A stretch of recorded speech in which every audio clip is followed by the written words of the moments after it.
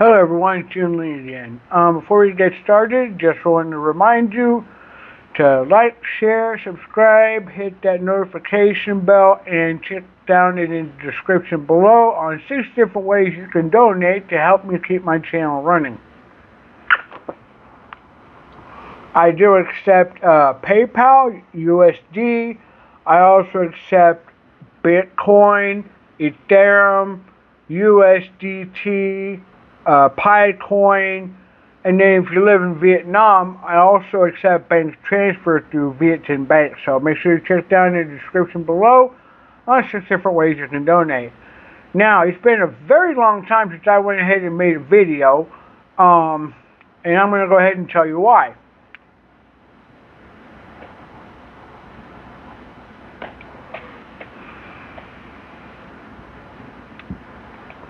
See, I live in a Vietnamese multi-generational house, and it's because of that I have my family around me all the time, and I mean all the time.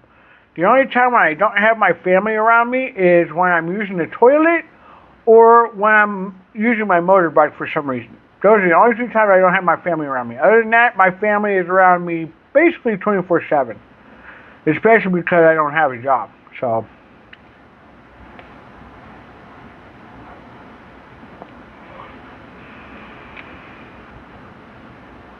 Now, what I'm going to do is try and divide this up into 3 segments of about 20 minutes each. After that, yeah, and I'm going to try and save the best for last, like last time.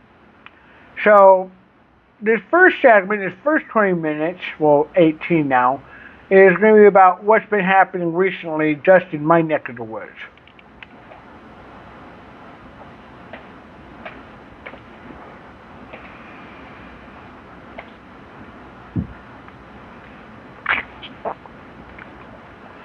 Now, see, here recently, my daughter, Denara, she got sick at the beginning of the month. And she was sick for a bit, and then for a week she was perfectly fine. And then the Friday before last, she got really sick, so of course she had to stay at home. And then she was coughing for 4 days straight. 4 days straight. Now, on that Friday and Saturday, she had a high fever, but the fever broke, but she was still coughing a lot. So, we went ahead and took her to the hospital last Thursday afternoon, and they determined that she had to stay in the hospital. Now, the thing is, though, is the fact that I've been asking for donations to help with stuff, and nobody's donated. You know, ever since I started putting together the 6 different ways people can donate, nobody's donated anything. No, PayPal, no Picoin, no Bitcoin, no Etherum, no USDT stablecoin, no bank transfers here in Vietnam. I've literally gotten nothing. Okay? So we had to borrow from relatives, again, to go ahead and pay for my daughter's treatment.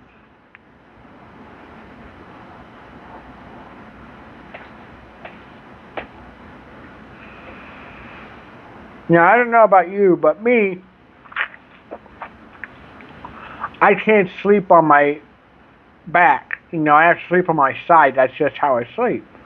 Some people are back sleepers. Some people are side sleepers. Some people are stomach sleepers. You know, whichever way you are, that's how you sleep. And with the hospital we go to, it's called Hong Duc Hospital, and it's in the old Govop district. I think it's called Govop Ward now. But anyways, we go there. It's a private hospital. A public hospital is much cheaper, but the quality is a lot lower. You know what I mean? So we go there, and we're lucky because we get the lower cost option, which is, about 8 beds in 1 room. But at the same time, we got what I like to call the executive suite, because it's a bed, but it's basically by itself. The only problem is that it's literally right next to the toilet. So you got people coming and going.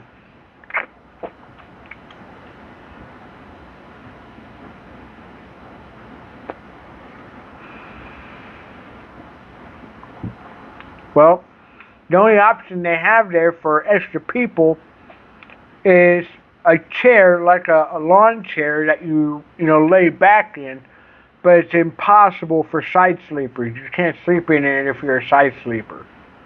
So just like last time we were there, earlier this year, I think it was, I went ahead and tried sleeping in the chair again, gave up on it, and then took the bed that nobody else wants because there's no screen around it.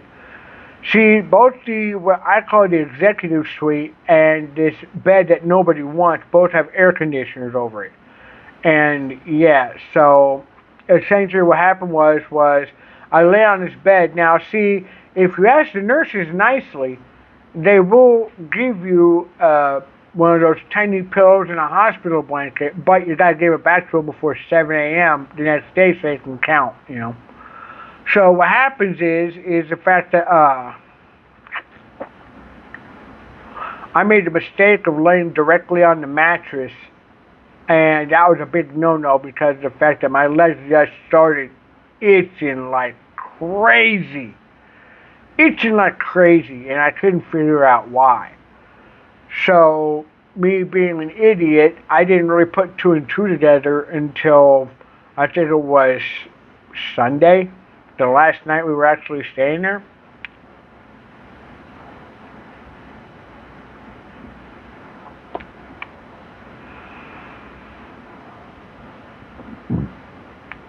So last night we're staying there.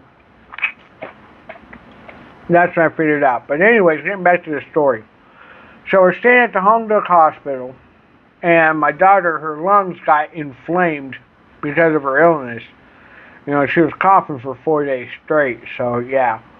But anyways, the x-ray, I looked at the x-ray, and it clearly showed her lungs were inflamed, so we had to do the breathing treatment where they use a nebulizer, and she had to have I don't want to, I don't want to say catheter because that's for the urethra, but it was a port that they put in her hand where they could put the needle into to go ahead and give her the medicine that she needed.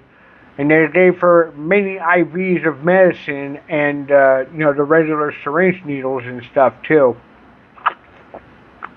I think my daughter has asthma, and she will have to have treatment from time to time to go ahead and, treat the symptoms. It's just like when I was growing up, it was the same thing. Where I remember before, I think it was like 10 or so, thereabouts was the last time I remember this, I woke up and it was very hard for me to breathe, and I had to stay home. And what my parents would do is that they would go ahead and make me stand next to a pot of boiling water and inhale the steam to try and break the stuff up in my lungs, trying to get me to breathe easier. I remember that. Hold on, let me check something.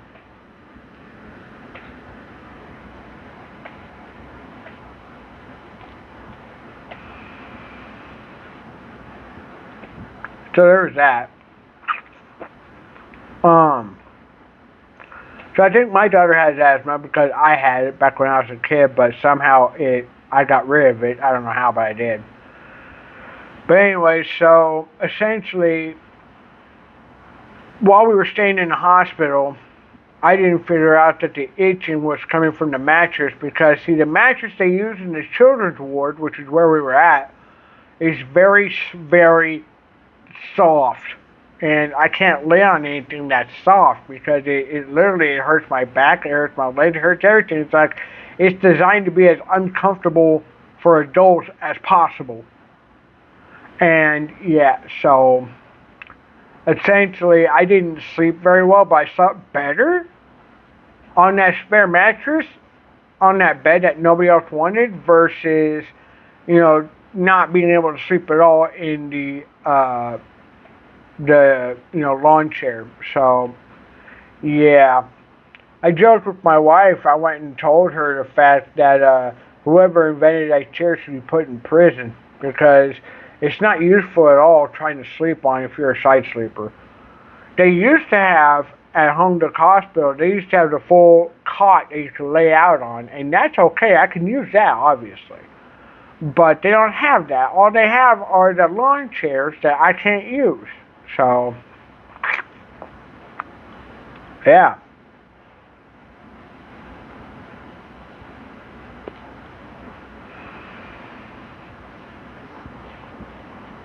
So during this time in the hospital, I bought 2 sets of lottery tickets. One for Long An Province and one for Ho Chi Minh City. 3 tickets. And what happened was, excuse me, what happened was the fact that they were both not winners. I had 3 tickets each from Ho Chi Minh City and Long An Province, and they were both not winners. So I'm just like, well, $6 billion is like 220 something thousand USD. It would have been nice, but you know, I didn't win, so I just have to go ahead and keep going, I guess.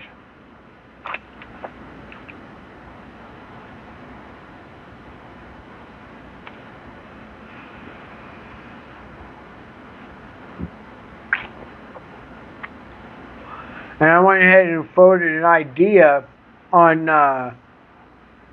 here on YouTube, and I asked my friend about it, about starting a GoFundMe to go ahead and get my wife and my daughter to to the United States. And honestly, I don't think anybody's going to donate to it because nobody's donating to me right now.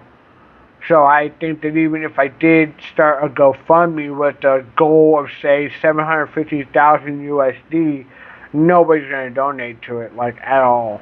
Because with the GoFundMe, the express purpose of it is to have 200,000 in assets, to be able to have money to hire an immigration attorney, hire whoever we need to hire to make the process easier, besides an immigration attorney.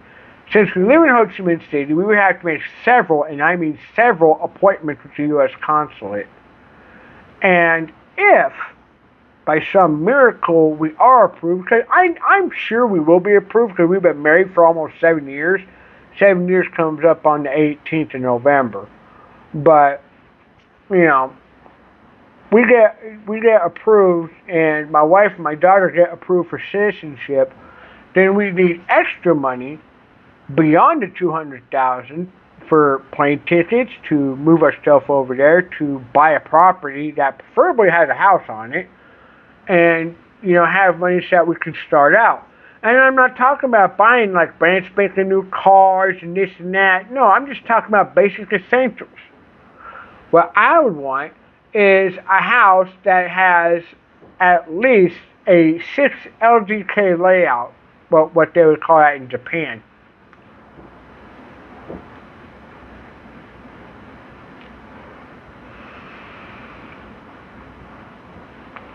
Six bedrooms, living room, dining room, kitchen. Now, most American houses don't have that unless it's a mansion. So, for American houses, what I would want is something that's at least 3 bedroom, 2 bath. And there must be a master bathroom, master bedroom, and then 2 regular rooms. Why? Is that my wife and I obviously get the master bedroom with the master bath, and then have 1 or 2 rooms extra. So one extra room would be for my daughter Dinara, and the other extra room would be for like an office or a man cave or something, Or hell, we could go ahead and turn that into an extra room and maybe, rent it out on Airbnb or something, Who knows? Now, my childhood house in Manhattan, Kansas is literally perfect. It's literally just right. It's exactly 3 bedroom, 2 bath, 1,056 square foot. I think that's the size of the house, not the size of the, because it's on, I think it's like it's like on a 1/4 acre land. It's a regular city plot. But, yeah, if I could get my childhood house back, I would just be over the moon. But the chances of me to get my childhood house back is about the same as me winning the lottery, which is, nil, pretty much. I like the neighborhood though that my childhood house is in. It's quiet. Um, Not prone to flooding. You know, last time I checked, there's never been a tornado through there. So yeah. And you know what's funny is I still remember my childhood phone number from my childhood house. I still remember it, even after all this time. I remember the area code, the numbers, everything, because all odd numbers. Yeah, fancy that. From the very first time I was taught the phone number, I think it was about 34 years ago, because I'm 39 now. Like when I was about 5 years old, I was taught the phone number. And I remember it. 34 years later, I still remember it crystal clear. I'm not going to tell you what it is, because it's more than likely still active, just not in that area, you know. See, the thing I will tell you though is that that area switched from 913 to 785, and that's the reason why, you know, it shifted, because Riley County and Potawatomi County. So yeah, but anyways, if I could, I'd move my family into a 3-bedroom, 2-bath house, preferably my childhood home, and buy basic essentials, you know, food, pay down utilities, get secured credit cards, and make monthly payments of $100 each. So this way we have, you know, good credit. Apparently that's a thing now. You know, you can't buy anything with cash anymore. It's got to be all credit this and credit that. You know.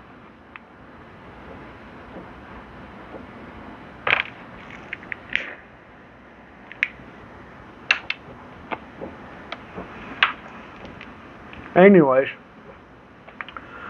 so that's what I use the money for. But like I said, 750,000 USD goal. I don't think anybody's gonna pay that because, like I said earlier, nobody is donating to me now. I still haven't received any donations, so I don't think anybody would donate, even if I did do a GoFundMe, because I think a GoFundMe only lasts for like 30 days or something. And if you didn't hit the goal, then you don't, you know, you don't get the money and it all gets returned. But, shot in the dark though, if somebody thinks that my GoFundMe would succeed, let me know, you know. And if you think it'll succeed, you know, you might know some people that might want to donate. That's cool, you know. I prefer to not use GoFundMe if I could go ahead and find someone to actually donate that much. Because, in my opinion, I think for working purposes, I think that living in America would be a lot better than Vietnam.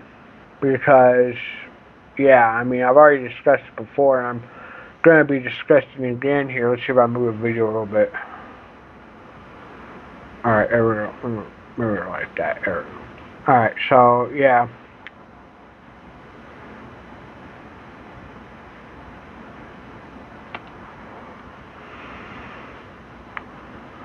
Alright, so we got about maybe hour, or not an hour, but like a minute left until I go ahead and move to the next topic. So I don't know, sum it up, what I was saying earlier is the fact that my daughter got sick. We stayed in the hospital. We got out yesterday afternoon. Well, yesterday morning, near afternoon. And yeah, so hopefully we won't have to go back to the hospital for a while because nobody's donating. And we had to borrow money from relatives to go ahead and go to the hospital. So, yeah.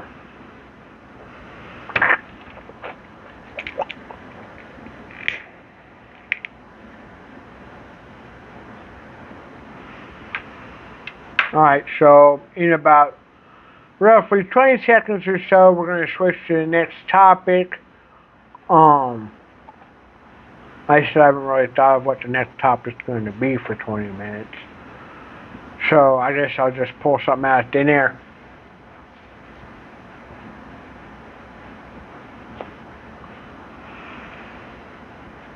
Alright, so 20-minute mark. Now, did you know that to be U.S. president, you have to be at least 35, I think it is. I'm 39, so I'm definitely old enough to run. Problem is, though, I'm, broke as a joke. I'm dirt poor. And I hold political thoughts that a lot of people don't agree with. Now, I'm going to say my piece, but I'm going to do my best to not mark this as 18 plus so that a lot more people can see it.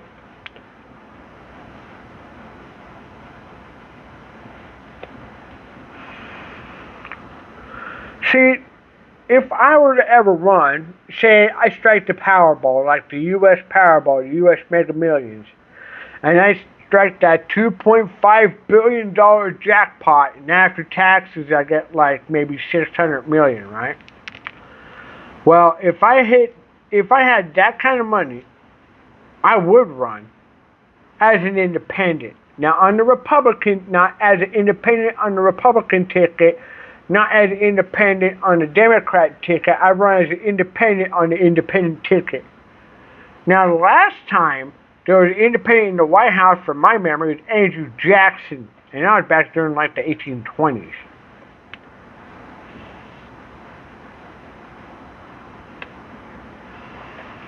Oh, and in case anybody's wondering, this is a herbal cigarette.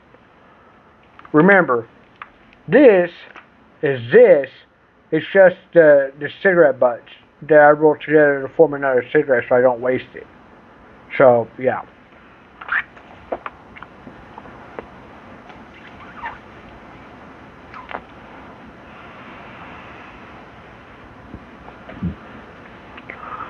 Now, fun fact about Andrew Jackson, he actually had a parrot, and Andrew Jackson, his wife, didn't like it when he would use swear words. So he taught the parrot how to swear, and given a verbal or visual cue, the parrot would start spouting profanity. And I think that Andrew Jackson found this particularly amusing. Well, when Andrew Jackson died, the parrot knew. I mean, I'm pretty sure it's like an African gray parrot or something, because the parrot knew that he was dead. And he started spouting out the most vile profanity you could possibly think of. And he had to be let outside, not set free, but he was, taken outside away from the funeral. But anyways, if I ran for president of the United States, I'd run as an independent on the independent ticket, not held to either Republican or Democrat standards. I am me.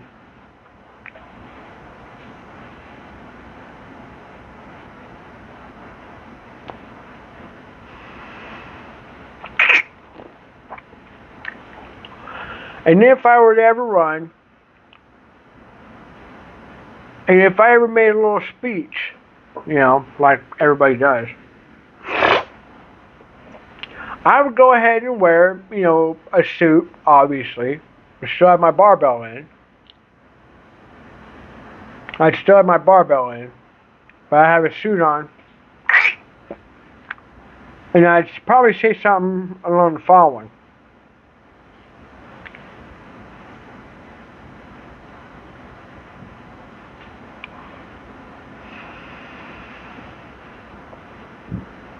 My fellow Americans, my name is Junlei Han, and I'm announcing my candidacy for President of the United States. I am running on the independent ticket as an independent. I'm not Republican, I'm not Democrat, I'm not conservative nor liberal. I'm a centrist. Now, what can I, as President of the United States, offer you? Well, simply put, if you're worried about my income tax, I'll gladly show it. If you're worried about foreign policy, well, my foreign policy is very, very simple. You leave us alone, we leave you alone. That's it. Plain and simple. What about all the army bases, naval bases, and everything stationed overseas? Keep it as it is. I see no reason to pull troops back or anything else. They're there for a reason. Let them stay there. How do you deal with, hostile nations? Well, here's the thing. Hostile nations are hostile nations for a reason. Alright? What are you going to do about China? What are you going to do about Russia? What are you going to do about North Korea, Iran, blah, blah, blah?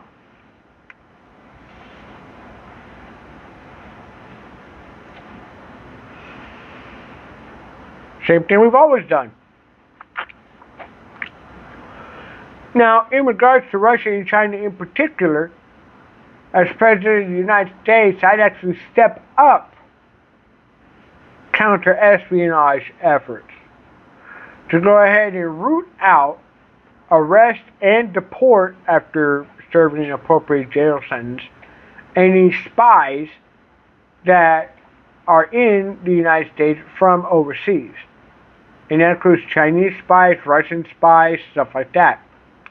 Anybody who is found to work with the Russian, Chinese government, or whoever against the United States will be held fully liable, to the fullest extent of the law permitted. Now, what about North Korea? Well, see, here's the thing. As President of the United States, I actually seek to normalize relations with North Korea. The reason why I seek to normalize North Korea instead of trying to push them towards denuclearization is the fact that denuclearization is not going to happen with them.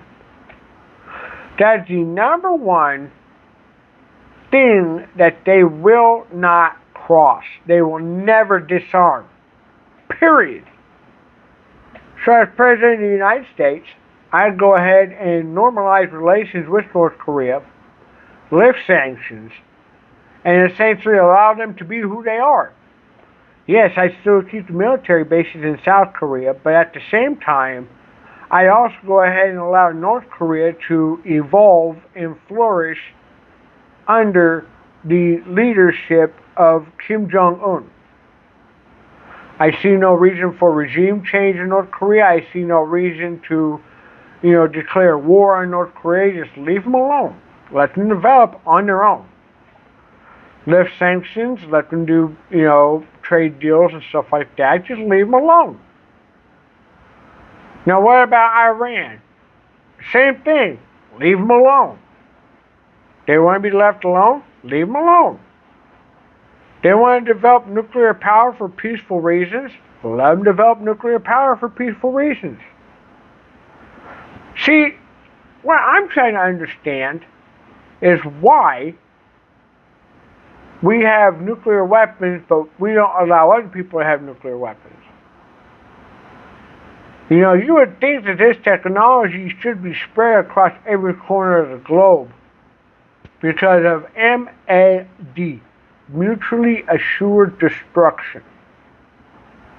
If one person has it, they can wage war. If everyone has it, there's peace.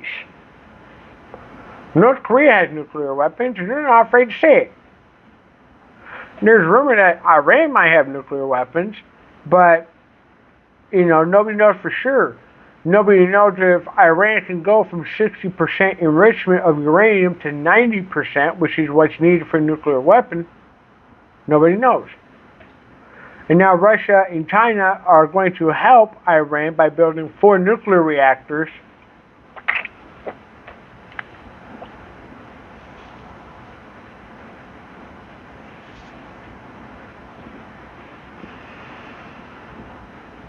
Now, moving on to other parts.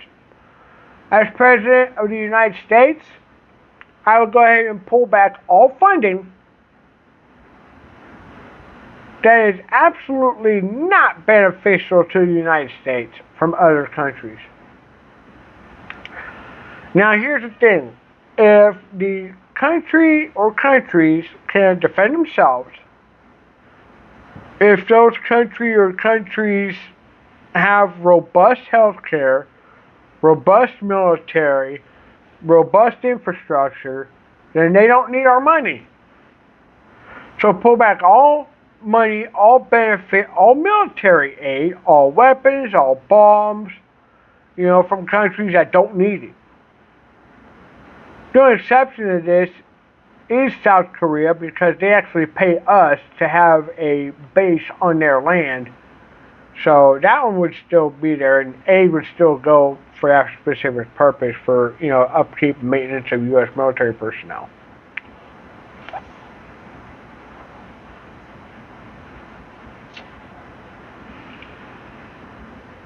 But here's the thing, though.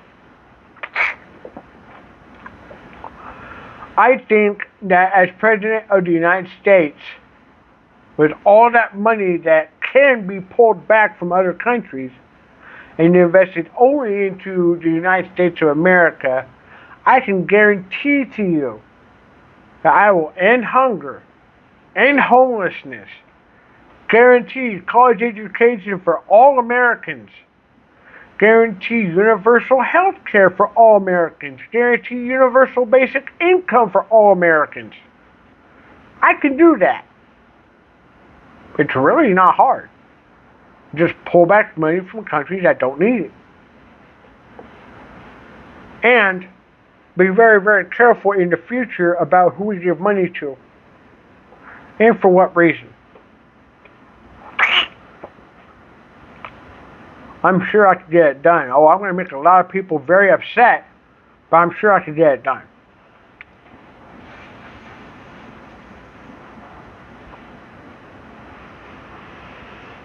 What do I do about the Democrats and their plan to open the border to all the illegals and blah, blah, blah? Well, that's simple. Continue what President Trump is doing by having a very strong southern border, very strong northern border, eastern, western border, land, sea, air. All borders are all secure. Nobody goes in or out without us knowing about it.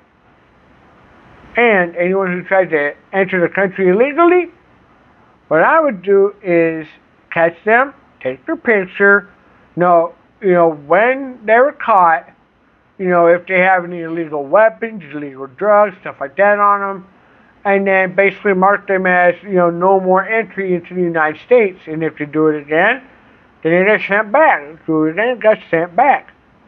And if they go ahead and come a third time and they get caught, then they have to serve a jail sentence and then go back. So essentially, keep the illegals, the people who do not belong in the United States, keep those illegals out of the U.S. Illegals do not deserve health care. They do not deserve any kind of driver's licenses, any kind of benefits, any jobs. Illegals don't. They should not have any of that. Now, for some of the illegals that have been in the United States for 10, 20, 30 years, why have you not become a citizen yet? If you speak English, if you've adapted, assimilated to the American way of life, and you've been there for 10, 20, 30 years, why are you not a citizen yet? Now, the other thing, as President of the United States, I make sure that all, and I mean all illegal truck drivers are found, arrested, and deported after serving jail sentences.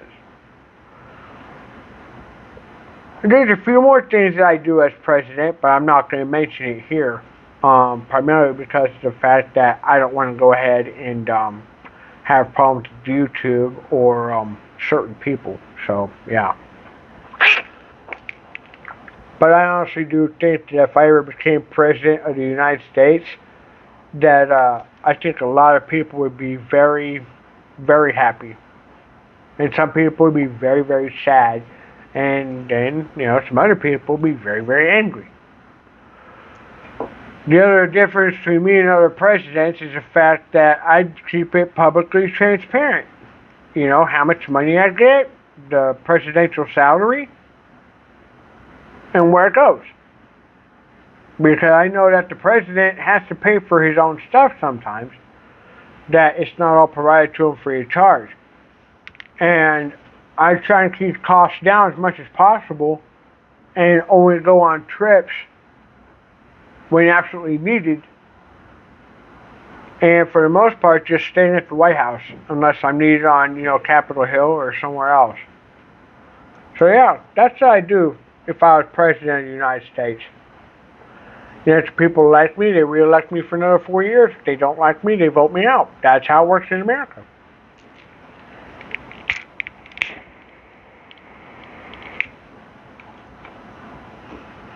But I think being able to pay for my own election campaign would be worth a lot more than somebody who has to kiss the backsides of several mega corporations and other shadowy organizations that I'm not even going to talk about because of reasons. So yeah, if I funded my own campaign trail, my own election, yeah, I'd probably get it in the bag.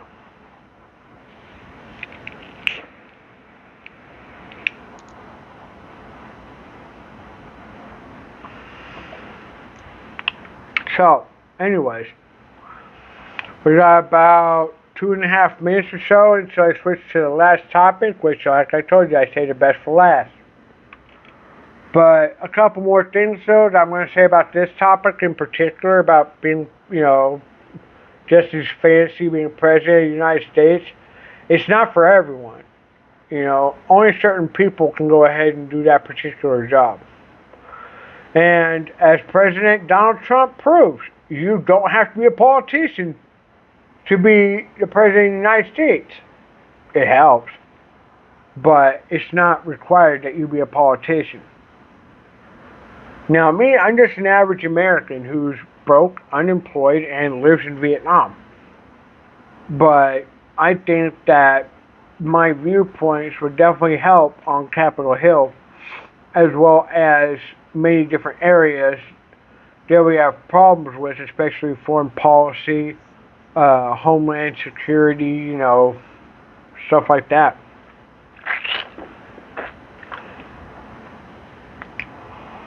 We've got about 2 minutes left until the next topic, and I can't really think of much else to talk about on this one. So I think that the way I'm doing it, like this, with having 3 topics, so about 20 minutes each, I think that actually works a lot better than just me randomly talking about stuff, because at least now it gives a little structure. So I hope y'all like it, and I hope people actually sit and listen or watch the entire video, because yeah, granted, I'm mostly filming my room now because of the fact that there's nowhere else for me to film except when I take a walk, and I've been doing that lately because it's been raining all the time due to it being monsoon season here in Vietnam. So yeah, here in Ho Chi Minh City where I live, it is essentially hot, very hot, and raining. Those are the only 3 seasons we get. I haven't seen snow or ice in almost 7 years, and I can't say I miss it. I remember wintertime fondly now, not, oh no, it's like -10 below zero. Oh, it's so cold. Fahrenheit, not Celsius.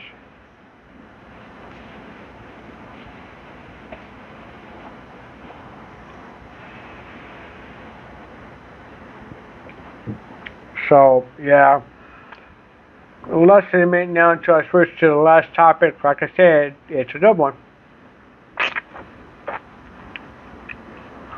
But honestly, like I said earlier, I can't think of much else to talk about on this one except if I had like 600 million in clean, clear, U.S. currency, yeah, I'd definitely run for president. Why not? The only thing they're going to do is tell me no. Or, I fail to capture the public's attention for whatever reason. As an independent who's running on the independent ticket, as a centrist, not liberal, not conservative, but a centrist. Yeah, it's possible. Alright, so what we're going to do now, since it's at the 40-minute mark at the 40-minute mark, We're going to switch to the last topic of this particular period, which is LinkedIn. I told you I was going to say the best for last, and I did.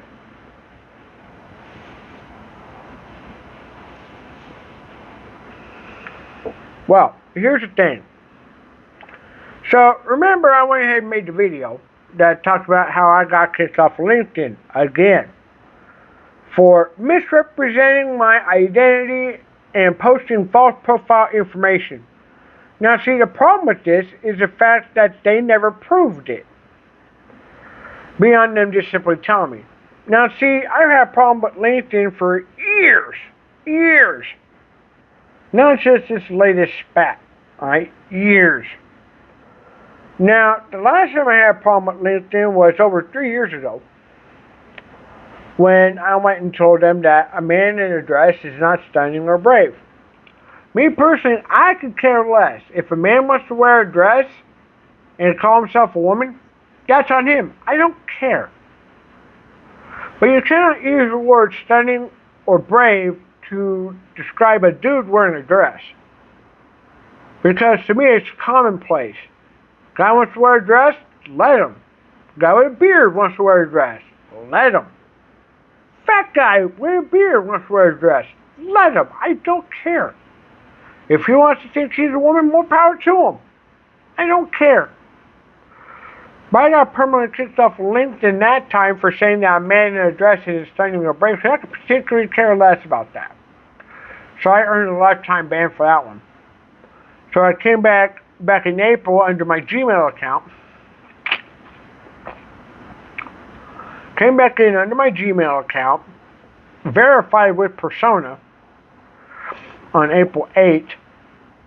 And after that, I went ahead and was doing okay, applying for jobs, making comments that are of a business nature, because it's LinkedIn, obviously.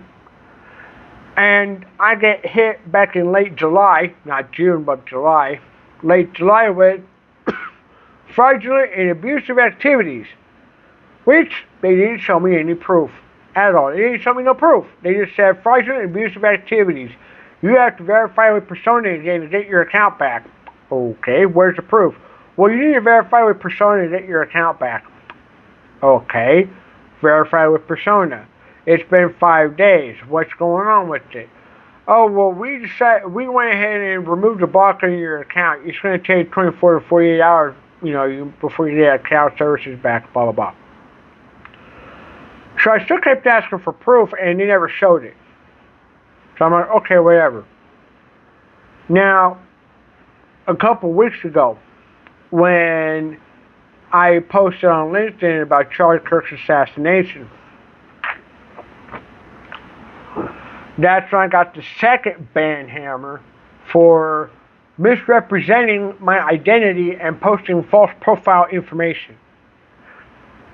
Now, here's the problem. See, I verified with Persona April 8th, verified with Persona again in late July/early August, and then this time they're saying I misrepresented my identity and posted false profile information. Now, how is that possible? If I already passed Persona twice, how is it possible to misrepresent my identity? It's not. Because I use my actual name. Not my Chinese version, not my Vietnamese version, my actual name in English on LinkedIn, which again is in the description below. I use my actual name, my actual picture. And I have the seal with the check mark in it that says that I'm ID verified with Persona. And they still say I misrepresented my identity and posted false profile information. So I get this lady, I think a lady anyways, who apparently is not a fan of Charlie Kirk. And she was extremely rude to me. And I mean extremely rude to me. And she would not at all restore my account. Even though I tried to tell her, look, I am who I say I am. Here's my passport. Here's my TRC card. Here's my birth certificate. Here's my name change decree. Here's everything you need to prove that I am who I say I am. Nope, your account's been terminated, and this is the last communication we're going to have on this subject. Okay. So, I had to think about what to do, and I went ahead and wrote another email to the support channel. Now, in order to do that, when your account is locked out, you have to go to the Google Play Store, find LinkedIn, and then go ahead and write the team email and specifically tell them, look, my account's locked out for some reason. I don't understand why. Yes, I know this is a development email. I need you to help me write a support ticket. Yes, I have tried to go ahead and write a support ticket using the link I was given before, but it doesn't work. So if you're lucky, the automated message will get sent to someone else who will hopefully go ahead and assist you. Well, that's what happened with me. I had to write a new support ticket, and I went and told them, look, don't close this ticket, don't combine it with the other one. I need help to get my illegally terminated account reactivated. And I pointed out the same thing. That I passed Persona on 2 separate occasions. I already gave, in the new ticket, I already gave all my information, my passport, my Vietnamese TRC card, birth certificate, even my marriage license, my daughter's birth certificate. Everything that has my name on it, that's a legal document. Even the VN level 2, gave them everything that had my name on it. And told them, look, my account was illegally deactivated for a reason that does not make sense. Because, like I said before, it's impossible for me to misrepresent my identity when I've already been verified twice by Persona. Twice. The first time around, they scanned the passport, they scanned the passport chip, and they scanned my face. Second time around, they scanned the passport and they scanned my face.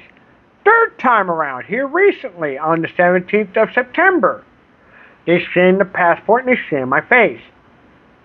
And verified 3 times with Persona. 3 times now. And I told them this. And I went and said that, number one, the fraudulent abusive activities, they never gave any proof at all that I committed this evil deed beyond them just simply saying it. And they misrepresented my identity. I'm like, how is this even possible? Because I already passed Persona, 2 separate occasions, waiting on the third, when this was happening. And I was like, how is this possible? Well, then they wrote another email back to me saying that I was writing spam messages, or something like that. Something about spam messages. I don't remember the whole phrase. But I went and told them, now how is this possible that after my account got illegally terminated, how is it possible that now I have yet another flag on my account for, spam messages or something like that? They didn't answer it. I went and told them, look, my account was illegally terminated, not suspended, terminated. For a reason that does not make any sense. Because of the plain and simple fact that, like I said, it is impossible to misrepresent your identity when you already passed the AI ID persona on 2 separate occasions and you're waiting on a third occasion to go through. So yeah, it's impossible. Yeah, somehow that's how you marked it.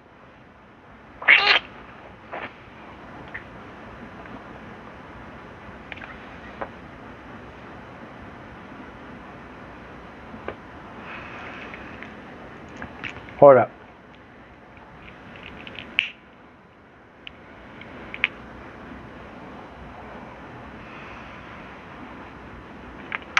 But that's how they marked it. So what happened was the fact that I went back and forth with them on this until finally, at like 30 hours today, I get the email I've been waiting for a long time that said, we removed the block on your account. You should wait about 24 to 48 hours before your account's fully restored. We're sorry for any inconvenience that we caused. It's literally the same generic message that they always send when something happens. It wasn't personalized like, hey, we're sorry we screwed up by putting a flag on your account. That doesn't make any sense. That there's no basis for it to even be on your account in the first place, No personalized apology, but it was still an apology nonetheless, and, obviously I took it.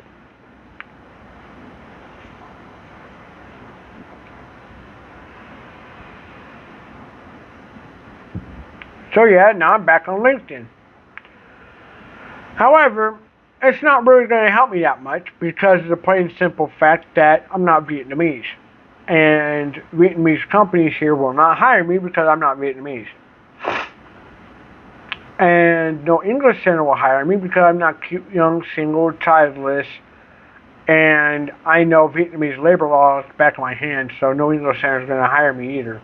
Oh, and even though I have a college trade certificate, which is legal to prove college education here in Vietnam, it's not a bachelor's degree, so that's another thing that excludes me from most jobs here. 7 years of customer service experience across 4 different sectors, and I can't get a job here in Vietnam. Yeah. Now that business with the double-decker tour company that I mentioned before, that doesn't really count because I never got paid for it, and I didn't want to be paid for that either.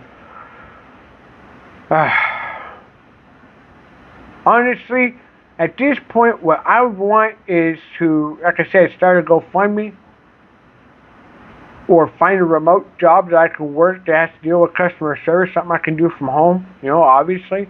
Even if I have to work during, U.S. daylight hours, I don't care. Just give me a job. Give me something I can do, pay a fair wage, pay benefits, and I'll work for you. Now, obviously, I prefer to work here in Ho Chi Minh City doing a job that does not involve teaching English, like data entry or, customer service or something like that. I can do that. But at the same time, I'm not a circus clown. I don't sing, I don't dance, I don't play games. I'm just a person. I'm not a circus clown.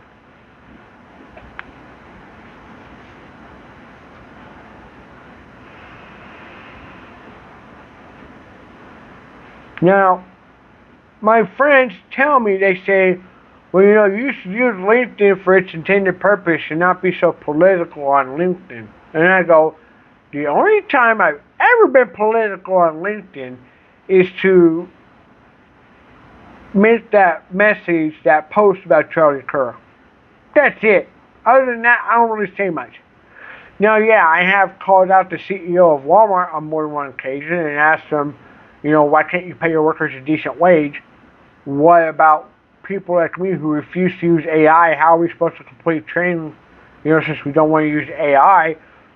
He hasn't responded, and he never will, because of the fact that I'm pretty sure it's not him that actually operates that. It's one of his PR people. If you're the CEO of Walmart, you're probably not going to operate your own LinkedIn account. Somebody operates that account for you. So, yeah. Well, I got about 6.5 minutes left.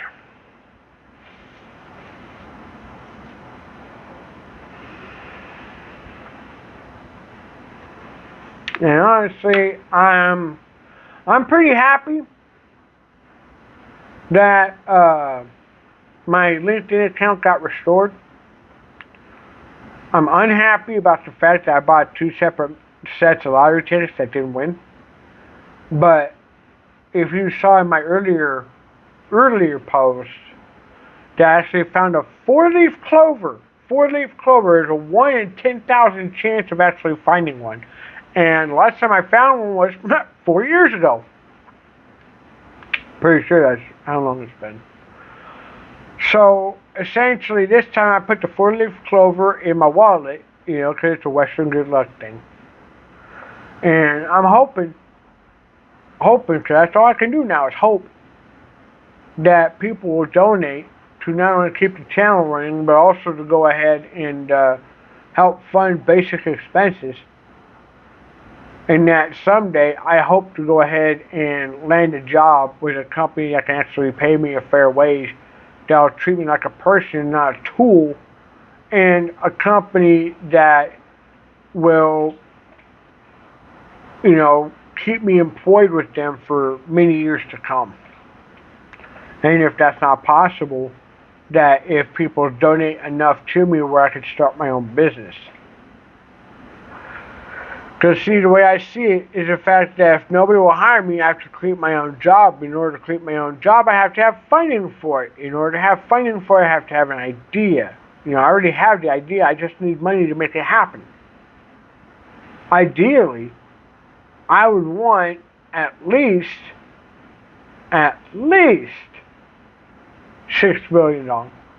That's around 220,000 USD.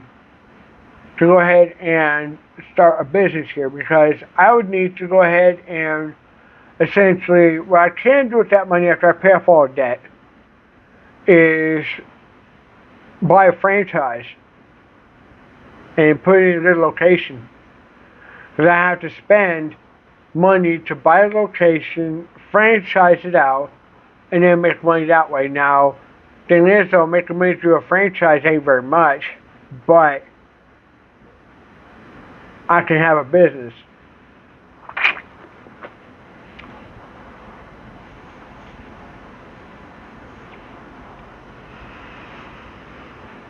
And there's different options too, like convenience stores, grocery stores, many different options for franchising, even fast food joints. But the way I see it, Western style fast food joints don't really do well here, Even the local grocery store, Bar Croissant, they normally don't do well here either, except for a plain simple fact that there's so many of them that if you don't like one, you can just simply go up the street and find another. It's literally that easy. My goal, besides making a decent income, is to send Denara to a private school.